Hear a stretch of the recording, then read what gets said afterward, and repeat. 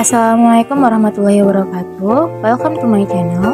Perkenalkan, nama saya Marsandra Clarissa dengan NIM 210304138 kelas 2 Rek AMCT2 dan matkul pengantar manajemen. Di sini saya akan sedikit menjelaskan tentang materi mata kuliah tersebut.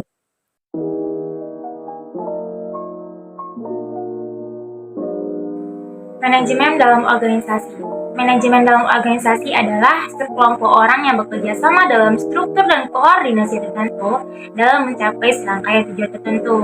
Organisasi ini dibagi menjadi dua, yaitu organisasi profit oriented dan organisasi non-profit.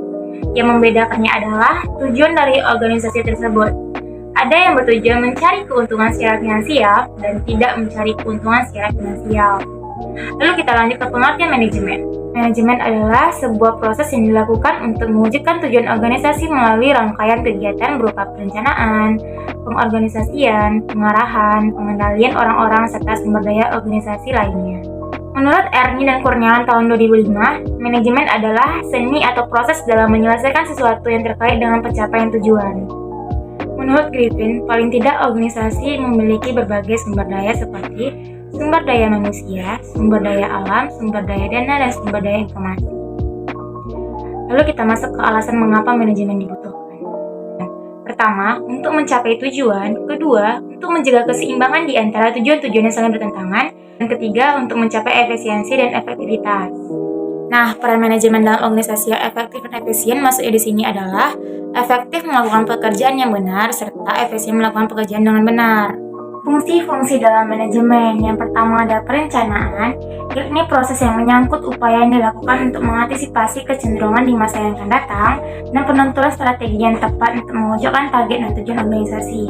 Lalu yang kedua ada pengorganisasian, yakni yang proses menyangkut bagaimana strategi yang telah dirumuskan dalam perencanaan didesain dalam struktur organisasi yang tepat dan tangguh, sistem lingkungan yang efektif dan kondusif, dan bisa memastikan bahwa semua pihak dapat bekerja secara efektif dan efisien. Lalu yang ketiga ada pengimplementasian, yaitu proses implementasi program agar bisa dijalankan oleh seluruh pihak dalam organisasi, serta proses motivasi agar semua pihak dapat menjalankan tanggung jawabnya dengan baik. Dan yang terakhir ada pengendalian atau pengawasan, yaitu proses yang dilakukan untuk memastikan seluruh rangkaian kegiatan telah direncanakan dan diorganisasikan, serta diimplementasikan agar bisa berjalan dengan sesuai target yang ingin dicapai. Fungsi operasional dari manajemen. Yang pertama ada manajemen sumber daya manusia, yang kedua manajemen informasi, ketiga manajemen pemasaran, keempat manajemen keuangan, dan kelima manajemen produksi atau operasional. Yang kita ketahui dalam manajemen SDM, penerapan manajemen berdasarkan fungsinya untuk memperoleh SDM terbaik bagi bisnis. Lalu ada manajemen informasi dan ketiga manajemen pemasaran. Pada intinya berusaha untuk mengidentifikasikan apa yang dibutuhkan oleh konsumen. Dan manajemen keuangan ini berdasarkan fungsinya yang memastikan bahwa kegiatan bisnis yang dijalankan mampu mencapai tujuan secara ekonomis yang diukur berdasarkan profit. Dan terakhir manajemen produksi, fungsinya untuk menghasilkan dan memastikan produk sesuai standar yang ditetapkan dengan teknik produksi seefisien mungkin. Sejarah ilmu manajemen. Peninggalan fisik sebagai ciri adanya implementasi ilmu manajemen seperti piramida di Mesir, bangunan Ka'bah di Mekah, tembok Cina, dan lain sebagainya menggambarkan adanya aktivitas yang teratur dan bertahap di masa lalu yang manajemen saat ini dinamakan manajemen. Secara keilmuan, manajemen baru terumuskan kurang lebih di abad 18 atau awal abad 19 Masehi. Di antara tokoh-tokoh yang mula-mula memperkenalkan manajemen secara keilmuan adalah Robert Owen dan Charles Babbage. Owen, seorang pembaru dan industrialisasi dari Inggris, adalah di antara tokoh pertama yang menyatakan perlunya sumber daya manusia di dalam organisasi dan kesejahteraan pekerja. Sedangkan Babbage, seorang ahli matematika dari Inggris, orang yang pertama kali berbicara mengenai pentingnya efisiensi dalam proses produksi, dia meyakini akan perlunya pembagian kerja dan perlunya penggunaan matematika dalam efisiensi penggunaan fasilitas dan material produksi. Perkembangan teori manajemen terbagi menjadi 4, yaitu teori manajemen klasik, teori manajemen ilmiah, teori organisasi klasik, dan aliran hubungan manusiawi. Setiap teori manajemen tersebut memiliki tokoh-tokoh yang berperan penting dalam perkembangan teori manajemen. Nah, sekarang kita masuk ke dalam materi manajer dalam kegiatan manajemen. Peran manajer dalam organisasi. Manajer adalah individu yang bertanggung jawab secara langsung untuk memastikan kegiatan dalam sebuah organisasi dijalankan bersama para anggota dari anggota.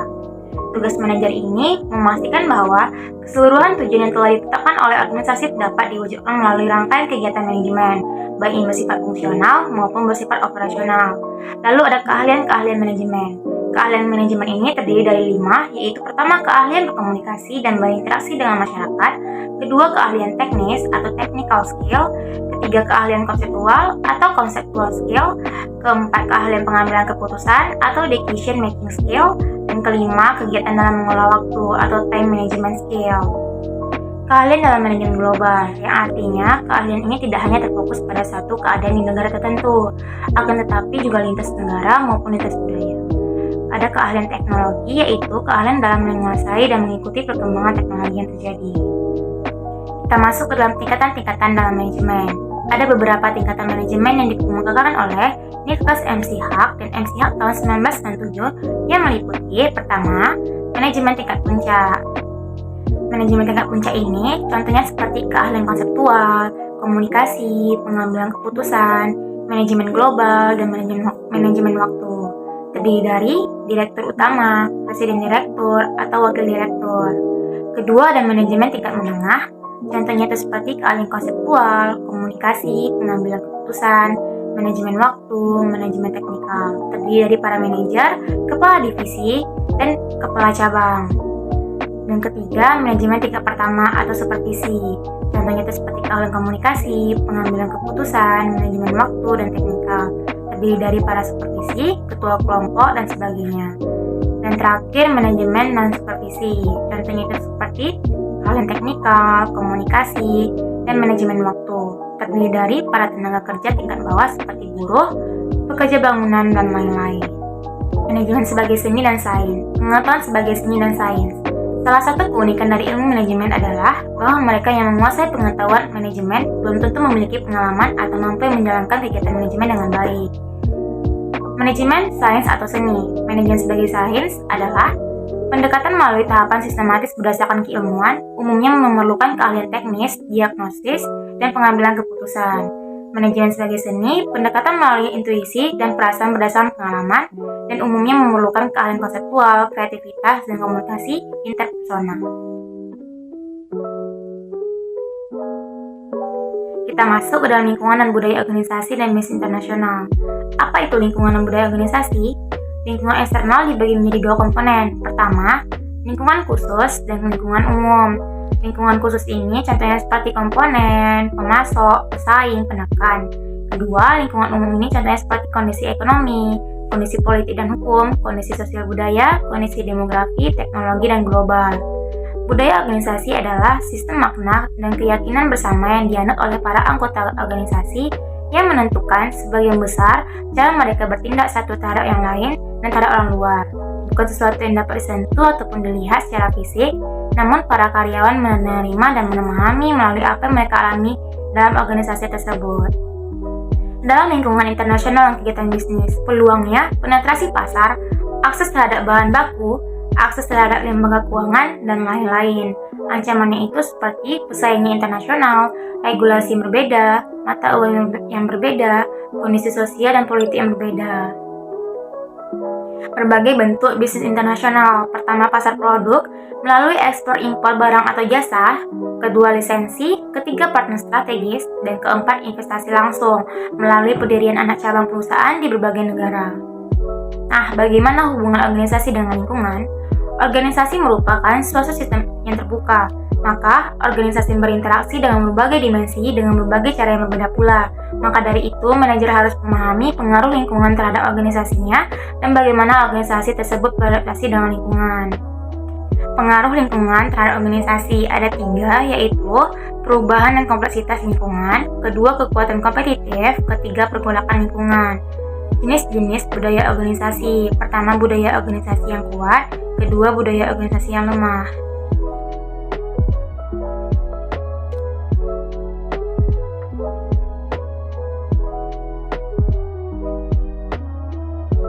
Kita masuk ke dalam materi tanggung jawab sosial dan etika manajemen. Implementasi corporate social responsibility dalam perspektif Islam. Kita jelaskan sedikit tentang tanggung jawab sosial perusahaan adalah bentuk kepedulian perusahaan terhadap lingkungan eksternal perusahaan melalui berbagai kegiatan yang dilakukan dalam rangka penjagaan lingkungan, norma masyarakat, partisipasi pembangunan, serta berbagai bentuk tanggung jawab sosial lainnya. Hasil dari pembahasan, definisi CSR. CSR merupakan tindakan yang dibentuk untuk memperluas jaringan melebihi kepentingan ekonomi suatu perusahaan. Perusahaan melaksanakan tanggung jawab sosialnya berdasarkan dana yang dikelola perusahaan. CSR terdiri dari 5 unsur. Pertama, hubungan manusia dengan pekerja. Kedua, tanggung jawab terhadap asasi manusia. Ketiga, perlindungan terhadap lingkungan. Keempat, pembangunan komunitas. Dan kelima, kegiatan produksi yang bersih. CSR dikelompokkan menjadi 2 teori dasar. Pertama, teori pemangku kepentingan, yaitu pelaksanaan CSR perusahaan merupakan suatu media komunikasi bagi para pemangku kepentingan. Kedua, teori legitimasi merupakan tujuan utama paralel tindakan yang diambil oleh suatu perusahaan yang berlandaskan norma. CSR dalam Islam. Islam memandang CSR sebagai bentuk upaya mewujudkan keadaan sosial dalam proses untuk pencapaian al-falah atau kesejahteraan manusia. Kebijakan perusahaan dalam hal penerapan CSR dari perspektif Islam dikelompokkan menjadi 3, yaitu pertama, CSR terhadap stakeholder dan internal perusahaan. Kedua, CSR kepada lingkungan alam. Dan ketiga, CSR terhadap lingkungan sosial dan kesejahteraan masyarakat. Contoh studi kasusnya itu dalam PT Kimia Farma, ada program bina lingkungan, beasiswa sosial project camp, Kimia Farma berbagi, bantuan inovasi rumah pensiunan dan karyawan, klinik apung, bidan inspiratif, bina desa Kimia Farma, UMKM Akademi, dan saluran pengaduan bidang pengembangan sosial kemasyarakatan. Dalam Islam, CSR terdapat 4 unsur. Pertama, al-ahsan atau berbuat baik. Kedua, al-adil. Ketiga, amanah. Dan keempat, manfaat. Kesimpulannya, CSR memiliki konsep bahwa perusahaan selain berorientasi pada profit, tetapi juga memiliki kewajiban untuk menjaga hubungan baik dan keharmonisan dengan stakeholder. Islam memiliki unsur maqasid al-syariah yang mana mengedepankan kemaslahatan umat, sehingga dengan kegiatan bisnisnya berupaya untuk menciptakan kemaslahatan umat dan bukan hanya berorientasi pada profit. Nah, sekian dari materi yang dapat saya jelaskan. Semoga bermanfaat. Mohon maaf apabila ada kekurangan. Wassalamualaikum warahmatullahi wabarakatuh.